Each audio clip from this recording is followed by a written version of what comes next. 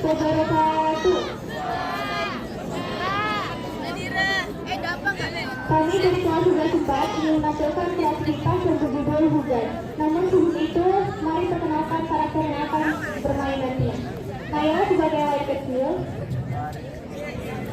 Bulan Karma sebagai wali besar, Rahma sebagai esok, Aura Nafinsa sebagai ibu Layu, Akbarito sebagai ayah Layu, Aura Amanda sebagai Eliza, Rian sebagai wali kota, Nadia sebagai istri wali kota, Gracia sebagai Maria, Rafa dan Shalom sebagai petugas, Dasa sebagai supir, Taha dan teman-temannya sebagai penari. Mari kita saksikan kreativitas dari kelas 11.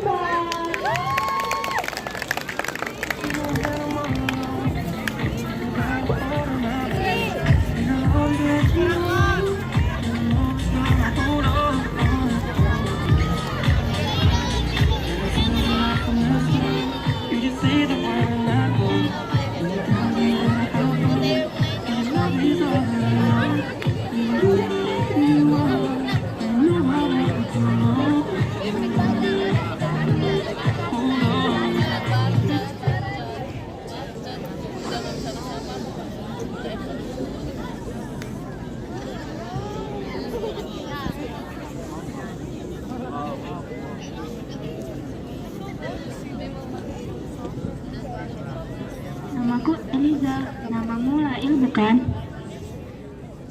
Kamu merayakan ulang tahun ke 21 tahun minggu depan. Kamu yatim piatu, tinggal di apartemen bersama seorang teman dan sudah menyelesaikan pendidikan. Nah, kamu juga seorang perawat yang bertugas di rumah sakit kota. Ini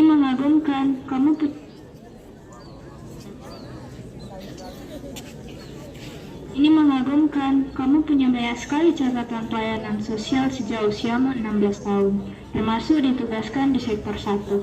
Astaga, ini tempat paling menyedihkan. Bagaimana kondisinya sekarang? Elijah tersenyum simpel. Dia hanya berusaha membuat suasana lebih rileks lewat bercakap-cakap santai sebelum memulai terapi. Tapi sepertinya, sama dengan ratusan pasien yang ditangani, gadis di hadapannya memilih diam. Itu bisa dipahami. Ini bukan situasi yang menyenangkan. Siapa pula yang akan tertarik bicara basa-basi setelah mengambil keputusan final masuk ke ruangan itu? Baiklah Lail, kita langsung saja. Kamu harus jujur, ini fase terakhir sekaligus paling penting sebelum kamu masuk ke ruang operasi. Di fase ini kami membutuhkan peta saraf otakmu melalui cerita yang kamu sampaikan. Aku tahu ini tidak mudah, tapi kami butuh informasi yang sangat presisi. Kita tidak ingin ada memori indah yang ikut terhapus, bukan? Sekali kamu masuk di ruangan ini, proses ini tidak bisa dihentikan. Seluruh cerita yang disampaikan hingga selesai. Kamu harus cerita secara detail. Kamu sudah siap? Baiklah, pertanyaan pertama. Apa yang ingin kamu hapus dari memori ingatanmu, Lail?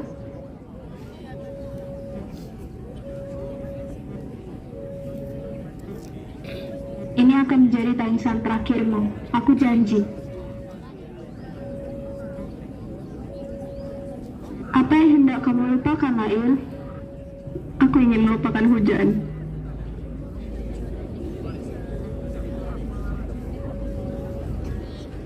Kandas yang Lail.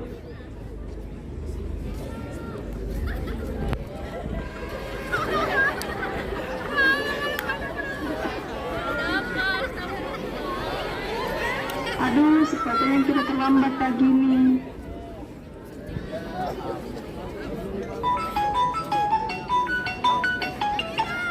Hai, Ibu sudah di mana? Masih di halte bus. Kami terlambat sekali. Lalu pemenang kesiangan dan dia selalu saja menyempatkan saya di depan. Hahaha, tenang saja Bu. Ini hari pertama sekolah. Ada banyak murid terlambat. Boleh aku bicara dengan Lail? Ingin berbicara. Halo Princess. Hai Ayah. Bagaimana kabarmu hari ini, Princess? Tanpa dapat ditahan, Lail langsung bercerita panjang lebar. Sudah 3 bulan terakhir ayahnya bekerja di luar negeri tidak pulang, termasuk saat libur panjang. Dia hanya bertemu via layar atau bisa lewat telepon seperti sekarang. Ibu akan membeli minuman. Lail tunggu di sini ya. Jam istirahat ayah hampir selesai. Ayah harus kembali bekerja. Ya. Ayolah Lail, minggu depan ayah pulang. Kita bisa menghabiskan waktu bersama selama seminggu, mengunjungi kolam mancur atau taman bermain dan Century Mall. Kamu bebas memilihnya. Busnya datang Lail. Bye Bu, bye Lail. Semoga sekolahnya menyenangkan. Bye ayah.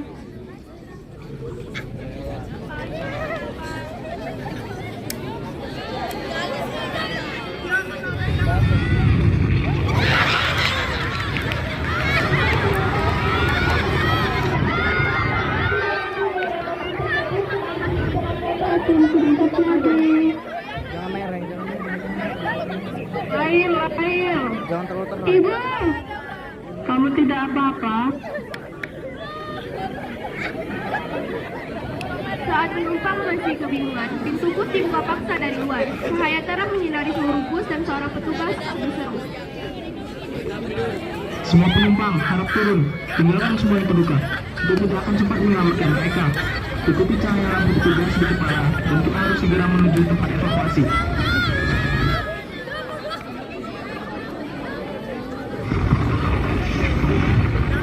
Gempa susulan, semua membungkuk dan jangan kembali ke bus. Cepat Lail. Dan akhirnya gempa tersebut berhenti mengejar mereka. Selangkah demi selangkah mereka berjalan dan akhirnya menemukan tangga darurat yang bisa dilewati. Cepat Lail, lebih cepat.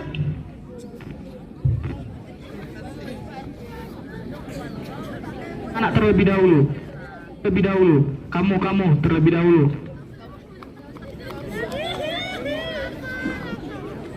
Lanjutnya kamu. Kamu baik-baik saja Lail. Iya ibu, aku baik-baik saja. Saat Lail menghela nafas lega, merasa mereka bisa selamat. Saat itulah gempa susulan berikutnya tiba. Anak tangga yang dipegang Lail bergetar, seperti sedang menaiki wahana fantasi. Gerakan Lail kaku, ia menoleh dan melihat ibunya. Jangan berhenti Lail, jangan melihat ibu. Ibu!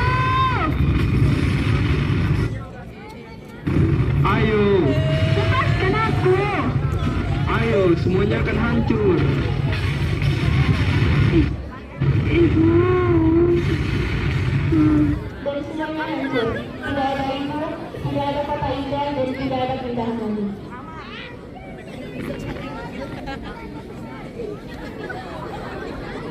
Kita harus mencari tempat meneduh. Hujan semakin deras. Oh iya, siapa namamu?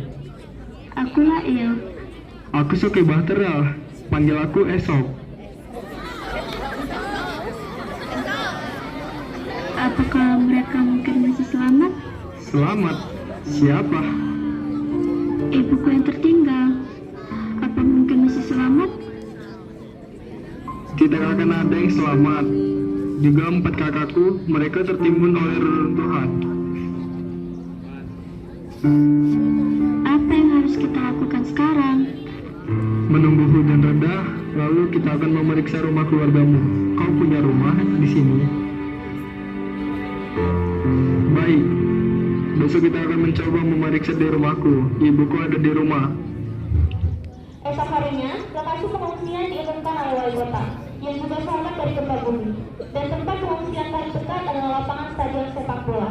Lail yang tertidur menjadi terbangun karena sinar matahari yang mengganggu penglihatannya. Selamat pagi, Lail. Wah, kamu sudah memakai masker. Abu akan terus turun. Semakin tebal dan nanti sore katanya tebalnya mencapai 5 cm. Kita harus ke stadion dekat sini, Lail. Kita harus melapor. Sampai di stadion, ramai oleh lautan manusia saat mereka tiba. Ada puluhan meja tempat petugas mendaftar dan duduk. Esok dan Lail mengantri dan saat itulah Lail ingin tahu kabar ayahnya. Dia memberitahu nama, alamat, dan kota tempat ayahnya bekerja. Dan bertanya apakah ada telepon yang bisa digunakan untuk menghubungi kota tersebut. Tidak ada, Nak. Seluruh kota tersebut sudah habis. Tidak ada yang selamat di kota itu. Nak, kami menerima kabar bahwa kota tempat ayahmu bekerja menerima guncangan paling serius. Dan mustahil ada yang selamat dari tempat kejadian tersebut. Maafkan ayahku, aku harus memberitahu bahwa ibu sudah tidak ada. Maafkan aku, Nak. Esok segera menarik Lail dari antrian. Toh bukan dia saja yang menangis hari ini. Esok segera menarik Lail dari antrian dan menenangkannya. Dan berlalulah hari sampai ke hari 90. 3 bulan setelah gempa bumi kota, pagi-pagi sekali Esok mengajak Lail menghubungi sebuah tempat. Esok sudah bilang kemana mereka akan pergi. Tanpa bertanya, Lail menunggu hingga ia sampai di tempatnya dan dia tahu mana tujuannya. Itu adalah tempat di mana ia dan ibunya berpisah. Hari ini mereka mulai mengevakuasi korban yang tertimbun oleh reruntuhan dan tidak akan ada korban yang dikenali. Lail, semua tinggal kerangka. 4 laki-lakiku, ibunya, dan ratusan korban lainnya sudah tidak bisa dibedakan. Tapi setidaknya mereka bisa mendapatkan penguburan yang layak di pemakaman umum. Mereka mendapatkan penghormatan terakhir.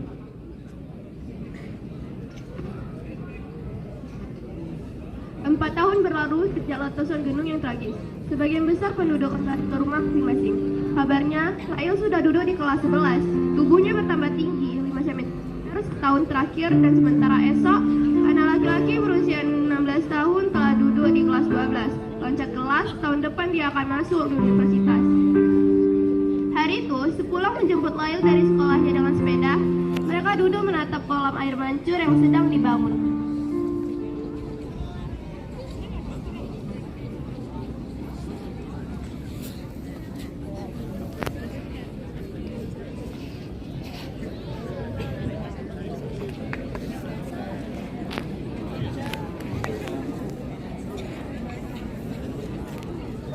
Apakah kamu ikut ke panti sosial? Apakah kamu dan ibumu akan ikut ke panti? Aku tidak ikut ke panti sosial. Kenapa? Ada keluarga yang bersedia mengangkatku menjadi anak asuh, sekaligus menyekolahkanku setinggi mungkin. Oh ya? Aku senang mendengarnya. Esok. Tapi itu berarti kita tidak bisa bersama-sama lagi.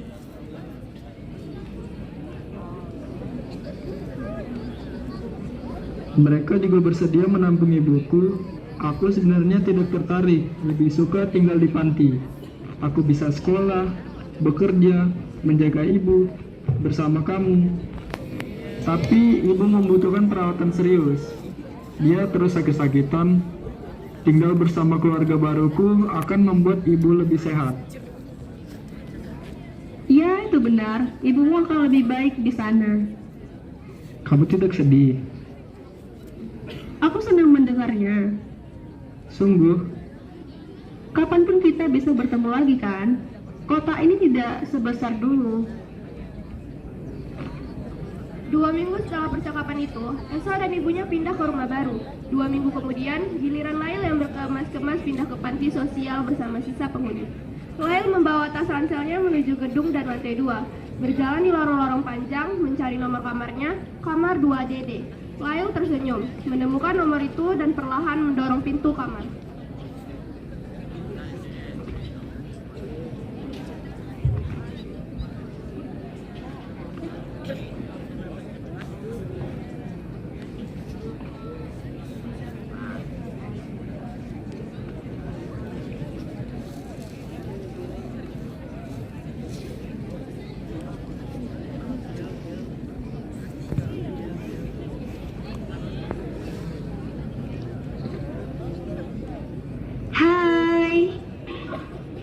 Hai. Nama aku Mariam. Namaku Lail. Kamu kenapa sih? Kamu tidak takut bertemu denganku, bukan? Tidak, aku tidak takut. Aku hanya kaget. Haha, oke. Omong-omong, kamu dari tempat pengungsian mana? Aku dari pengungsian nomor 3. Stadion bola pengungsian nomor 2. Stadion bola? tapi menyenangkan tinggal di sana. Tempatku hanya lapangan tanah luas yang becek setiap hujan. Tapi bagus deh kita tinggal di sini. Aku belum pernah tinggal di kamar sebagus ini. 1 bulan tinggal di sana, Layu mulai terbiasa dengan jadwal ketat panti sosial. Tidak perlu lagi dibangunkan Maryam. Setiap minggu juga mereka mempunyai waktu 1 hari bebas.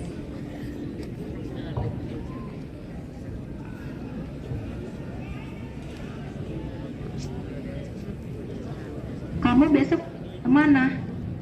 Mau ikut kami ke Santri Mall? Menonton? Tidak, terima kasih. Aku di pantai saja. Oke.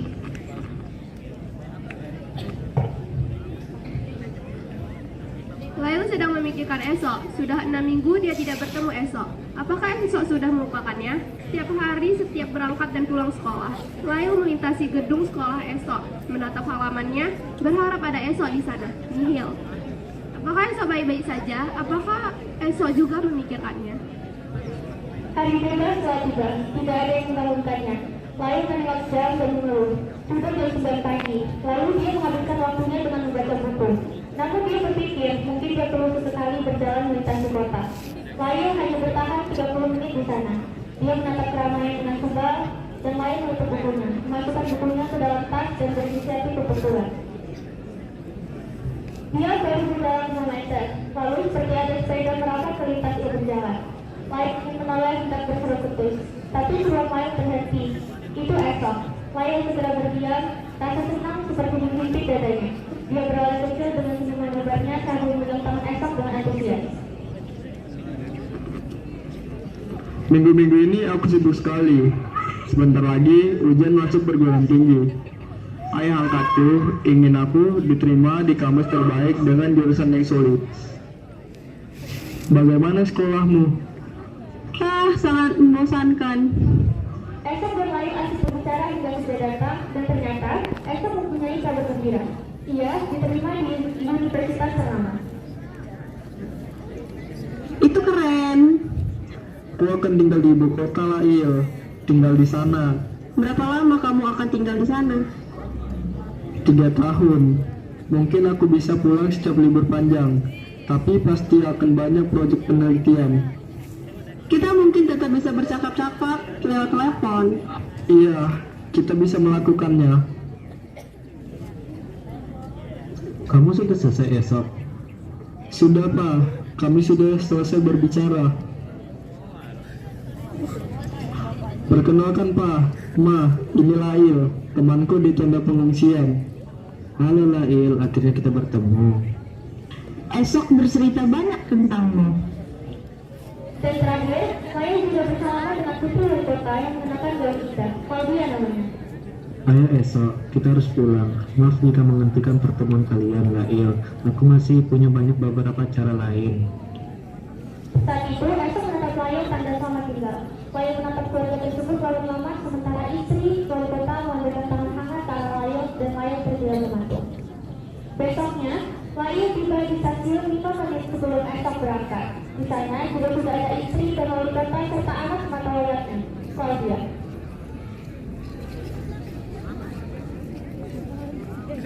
Lail, ayo kemari. Aku khawatir kamu tidak datang, Lail. Aku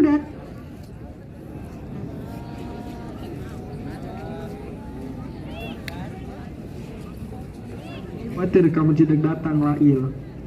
Aku datang dan aku punya sesuatu untukmu. Apa itu?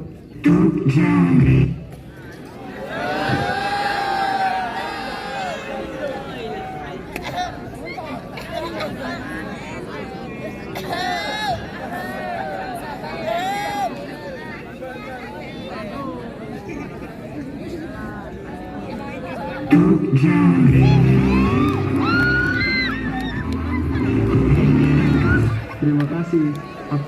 Angkat Lail.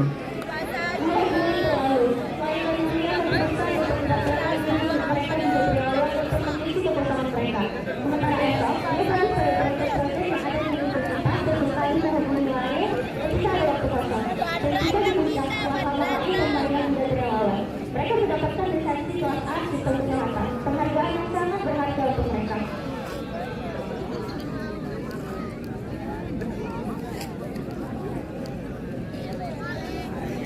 Berhenti menangis, Mariam.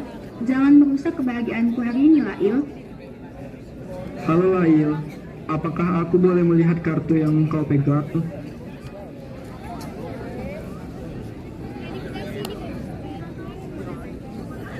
Gadis itu cantik sekali. Kamu tidak cemas, Lail? Cemas untuk apa?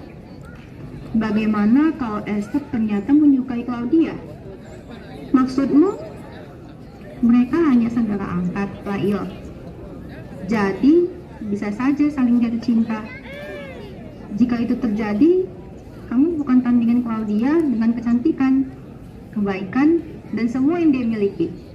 Kamu terlihat kusam saat duduk bersamanya. Seminggu telah berlalu, Maya dan Esther makin jarang bertemu. Dia hanya mengandalkan ada dari telepon berharap Esther menghubunginya, dan tiba-tiba gadget miliknya bergetar pelan. Lalu menolak serainya, mungkin teman di sekolah keperawatan yang menabrak atau penghuni panti sosial. Lalu enggan menerima telepon selama di sektor 1, jaringan buruk sel.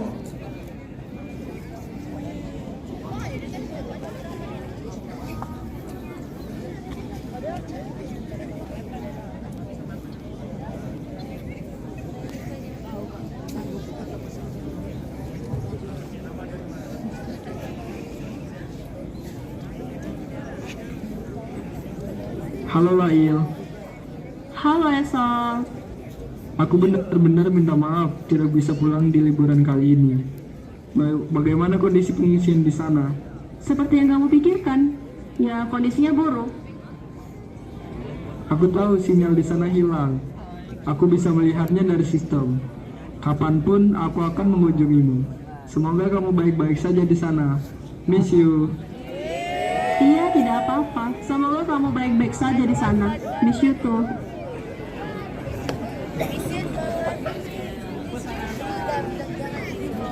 Kamu sedang membaca apa, Mariam? Kamu tidak akan suka. Tidak suka. Bacakan beberapa untukku. Baiklah, kamu yang memintanya. Tanggung sendiri resikonya. Sebentar, akan kucarikan beberapa yang benar. Nah, yang satu ini.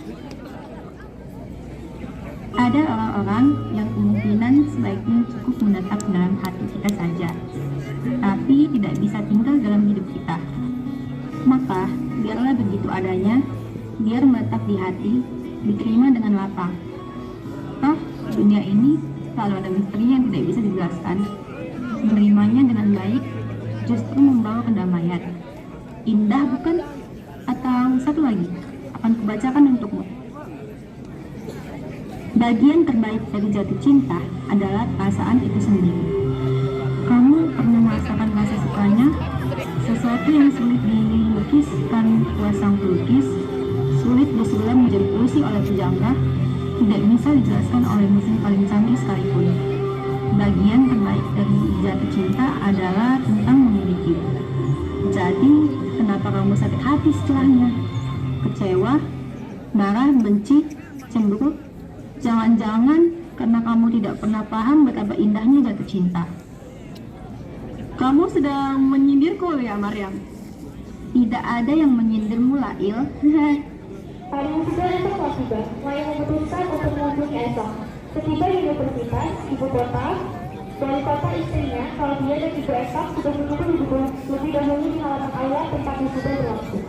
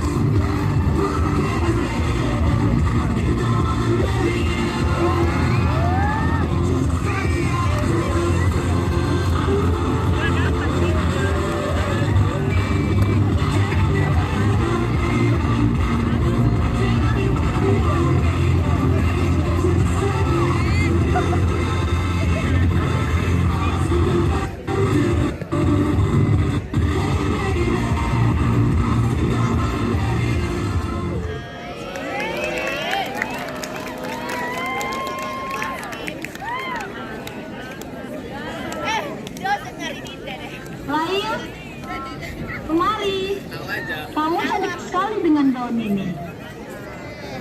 Hai Lail, kamu cantik banget dengan gaun ini.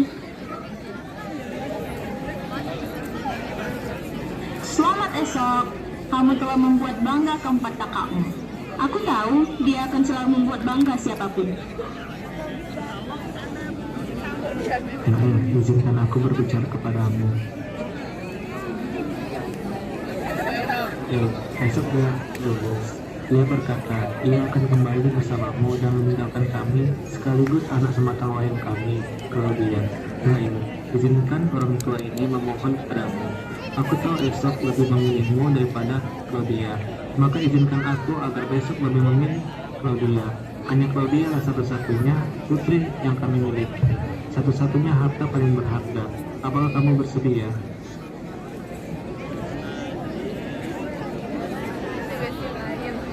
Aku dengar setelah wisuda wali kota menginginkanmu tinggal bersamanya.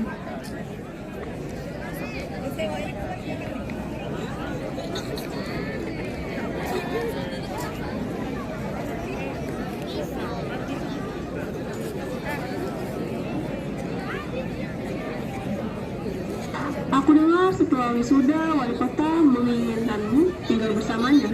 Benar? Dia memberitahumu. Iya, dia memberitahuku. Lalu apa keputusanmu? Aku tidak tahu, tapi aku ingin kau selalu ingat bahwa hidupku adalah hidupmu. Pintu masih terbuka. Selama matamu begitu dahayu dan selama darahku mengalir dari luka, aku akan datang, tetapi sangat berat untuk membelah. Lalu langsung menarik Maria keluar dari perlindungan tersebut sambil menangis terisak. Dia tidak bisa menahan tangisannya dengan Maria, dan berakhirlah kisah Lail dan Esok.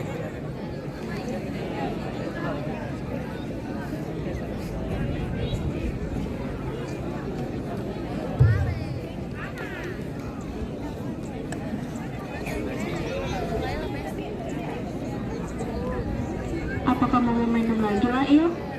Maafkan aku yang telah memintamu menceritakan semua kenangan itu. Saat kamu berlalu melintasi hujan badai, itulah pembalasan terbaik atas takdir yang sangat kejam. Kisah itu menjadi inspirasi di mana-mana, bahkan aku berani bertaruh. Tapi lihatlah, takdir sendiri yang mengirimkan laki-laki itu untukmu. Lail, aku tidak bisa memaksamu untuk membatalkan terapi ini. Aku mengerti kenapa kamu melakukannya. Ratusan orang pernah berada di ruangan ini, meminta agar semua kenangan mereka dihapus. Tetapi sesungguhnya bukan melupakan yang menjadi masalahnya, tapi menerima. Tapi jika dia tidak bisa menerima, dia tidak akan pernah bisa melupakannya. Lail, konfirmasi terakhir.